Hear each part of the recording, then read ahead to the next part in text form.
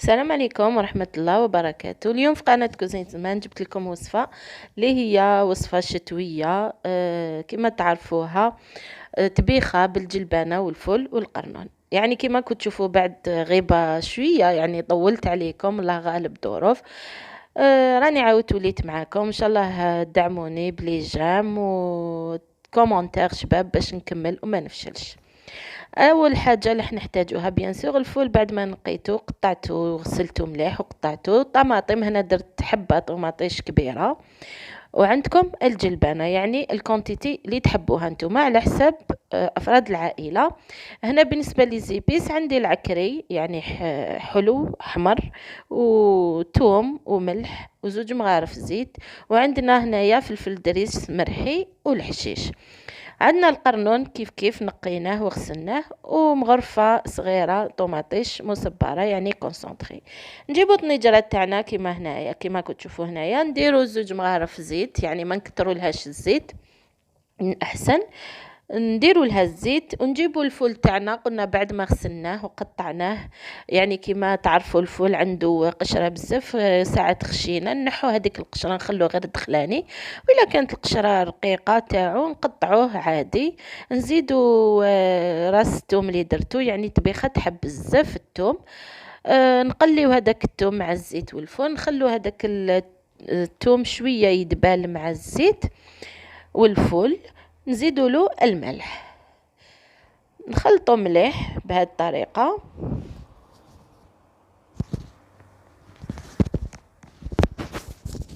من بعد ما تخلطوا مع الزيت هذاك، نجيبوا طنجره تاعنا. واش نديروا؟ نزيدوا هذاك الحشيش. هنايا دخلت لي قريب يعني ربطه حشيش، درت النص مع الاول والنص مع الاخر. يدير الطبيخه تاعنا تحب بزاف الحشيش والثوم كما قلت لكم. نخلطوا مليح هذاك الحشيش في الزيت تاعنا والثوم. نزيدوا الجلبانه بهذه الطريقه.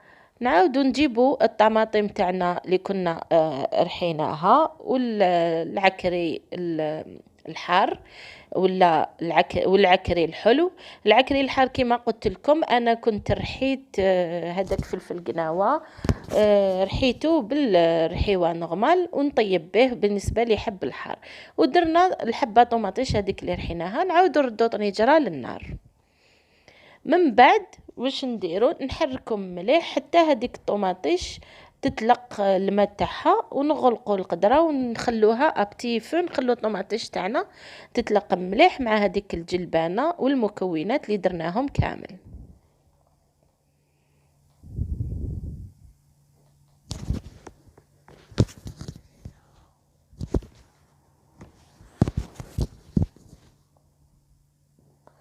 كما تشوفوا هنايا يعني مدة، يعني جست مدة 10 دقائق ولا. كنت تشوفوا كيفاش راهي تتبخ هنايا. نخلطو مليح ونجيبو كاس ماء. طبيخه هاديه ما تحبش بزاف الماء، يعني تجي شويه ماشي ما فيهاش بزاف المرقه، تجي مجمره. نديرو كاس ماء ومن بعد حنا نشوفوا عينا ميزاننا، الا لقيناها شربت نزيدو، لكن دائما نزيدو الماء يكون مغلي مليح يعني سخون باش ما تقرصلناش هذيك الجلبانه والفول. نعاود نغطي طنجره تاعي ونخليها طيب كما قلت لكم على نار هاديه بغردها. من بعد واش نجيبو كيما كتشوفوا هنايا. شوفوا هنايا كيفاش طابت لي. نمس بيدي ولا بموس اللي عندكم. نمس الجلبانه تاعي لا طابت مع الفول. الا كانوا طابوا راح نضيف القرنون كيما تعرفوا ما يرفدش الطياب، يعني تم يطيب.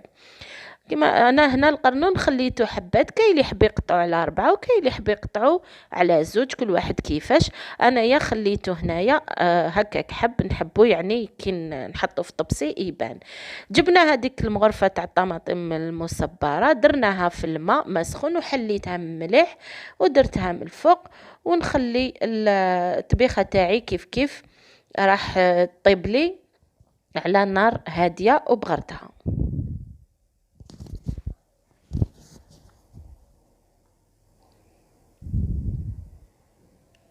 بعد ما طابت لي هنايا الطبيخه كما كنت تشوفوا هنايا، واش ندير؟ نشوف كيما قلت لكم هذاك القرنون اللي درتو ويلا طاب لي. كيما قلت لكم القرنون ما حش يرفد لي بزاف طياب، تمتم يطيب. اذا كان طاب واش نديرو زوج مغارف رز. هنايا بالنسبه للرز انا درت رز عادي، تحبوا ديروا رز بسمتي، انا درت رز تاع باكيات مفور. ما نكتروش الرز خاطر شو كان كتروا الرز راح تنشف معانا وتجينا شغل معصده، انا شخصيا نحبها فيها المرقه طبيخه، ما تجيش هذيك طبيخه الناشفه بزاف خاطر الرز راح ينشفها. هنايا بعد ما طابت لي طبيخه كما كنت تشوفوا، ما نحكي لكمش الرائحه تاع القزبر والحشيش مقطفه يعني القزبر. وشوفوا هنا يعني مهما درت لها الرز قعدت المرقه هذيك تاعها. نجيب الطبسي تاعي وراح نوري لكم يعني كيفاش طابت لي وكيفاش قعدت المرقه تاعها. هاي ليك هنايا طبيخه تاعي جلبانه وفول وقرنون والرز، يعني هذه وصفة تاع الزمان وأصلية، ما زدت لها ما نقصت لها.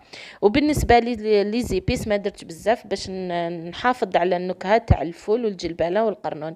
يعني كما تعرفوا لي زيبيس يمشوا بزاف مع كي يكون دجاج اللحم. كما هاد الطبق يعني طبق اقتصادي ما فيه ني دجاج ني لحم. ورانا في فصل الشتاء يعني الفصل تاع هاد الخضر، نبروفيتيو لوكازيون وعلاش ما نطيبوهاش. ان شاء الله تكون وعجبتكم الوصفه. ما عليكم غير دعموني بجام وتكومونتيو لي بكومونتير هايل باش نكمل ان شاء الله وما نفشلش. وبسلام عليكم.